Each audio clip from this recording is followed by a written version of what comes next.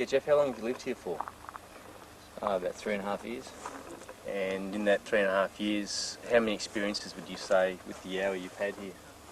6 visual and uncountable noises, screams, rock throwing, shadows, stuff like that. And what's the closest you've been to him? About 25 feet. You've had a good daylight sighting? Yeah, several. Several. And whereabouts, up towards the shed here, or one straight out across there. We saw one, the dog was going mad, and didn't get a full view of him, but he went just beyond that small spindly tree in southerly direction.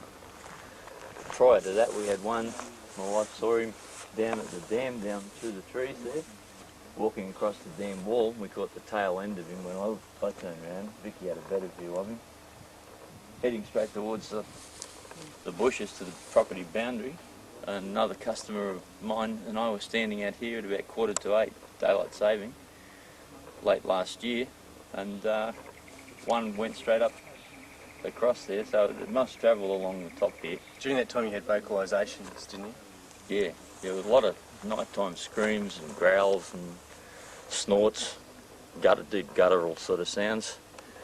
But we saw this thing up there, and this was a total stranger to the property, and he wondered what the heck it was. And I explained to him, and he says, yeah, I believe it. Another day, another customer was up here, and up the back of the lantana bushes there, all we saw was the tail end of him moving through. But the first real experience was, the tree is gone now, had it bulldozed out for the danger of it being hollow. It stood there, and our estimates would be about 10 to 12 feet tall. And the neighbours in the area, they've had their own experiences as well? Yeah, Jeff Kenshin, who used to own the property straight across there where the hill is shaved, he had 3 encounters. That was probably around about 5 years ago. But the closest he came to one was one night he heard a hell of a commotion out in the back.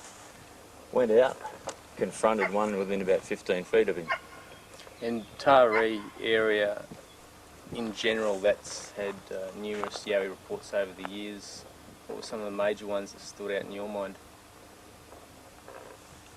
Betty G's experience in February 1977, which was pretty close to where I lived. She observed one down on her wharf, and later on found footprints in the cornfield. They just recently tilled the soil. Rain had been in before they could get castings or anything like that. It was all washed away, but you could see impressions.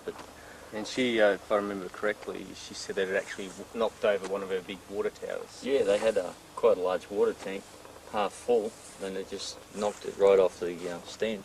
There's another case, I don't know how long ago, I think it was during the 80s, or perhaps early 90s, of a young girl being chased while she's on horseback down through a stream. That was Julie Clark. What year did that happen, roughly? It would have been about 1992, 93. Yeah, she's from Cranback, which is basically straight through here. About, where the crow flies, about 12 k's. And Alwyn Richards from Killawarra, which is the other side of Wingham, almost about where that smoke is coming up from the trees out there. Killawarra, right near the railroad tracks there. He had one here, and his sister spotted one in a fire break. And the horses spooked, stopped, and he had to forcibly lead the horses, and they wouldn't go any further, so he went up to investigate, and this thing just walked over, and in stride just took a 4-strand fence. Well, it seems this whole area is notorious with sightings, right round from, well, anywhere, really. The whole district, yeah. Well, there's probably a lot of people are afraid to come forward. I'm sure there's a lot more people out here that have seen something that, through ridicule, stopped them from coming forward. Well, the good thing about this expedition is we've had it confirmed. Ashley has seen what you've seen. Yeah. And that's very important, of course. So the next mission, I guess, is to set up some hidden cameras. We found a lot of evidence while we were out here. We found the footprints, worn tracks and trails that really shouldn't be there. The area where he surveils your home, and also a scat sample. And also a daylight sighting, so we couldn't ask for much more than that. Yeah, Well, he's not frightened to come out in the daylight, we know that. So, yeah, I'm glad that you did have an experience with one of them.